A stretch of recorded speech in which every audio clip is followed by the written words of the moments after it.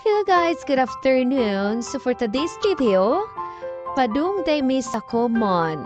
So naglakaw lang mi no from sa among balay, padulong sa gaysan no kay magsakay ra pud mi og e-bike kay iwa sa init, grabe kayo kainit ron guys, maka-stroke.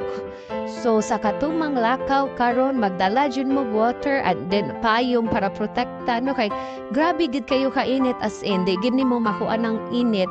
So mao na siya guys, nabot na mi sa gaysano and then gisugat na mi sa e-bike. So nakasakay na mi guys, padulong na pud mi sa common. So mao na siya guys, so mao na to guys kung kinsa to manglaag karong oras sa grabe kaayo ang init jud. So mag-amping ta, so magdala ta og water para mainom na to. So mao na siya guys, nakasakay na day mi sa e-bike, padung na mi sa common kay schedule day ni Mia no sa iyang class no. So dool na mi sa iyahang school. So, mao na siya guys, nagstoryahan na mi na mao na mag-focus siya to para mas ma-learn pa din siya. And then interesting pud kay si Mia na mo school guys. So, mao na siya guys, dool na gid mi no. Then, ana siya na excited na pud siya kay. Syempre, dahil na po diya mga new classmate, daghan siya classmate, daghan po nag-enroll sa common.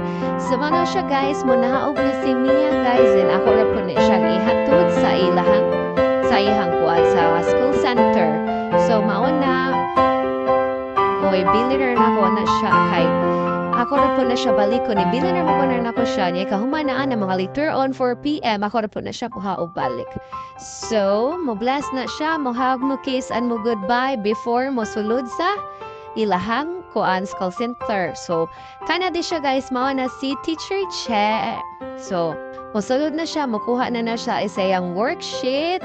And then, iya po ng dalo ni Teacher Che. So, maday na si Teacher Che, guys. So, mo na siya, guys. Mapadung na po na si Mia kay basabad. Tuma sa common, guys, nagi na yung mga anak, nagi mag-focus anak nila. So, mo na to, guys. Maadto na kumuuli na po ang busy person. So, mga to, guys. Thank you for watching. Bye. God bless.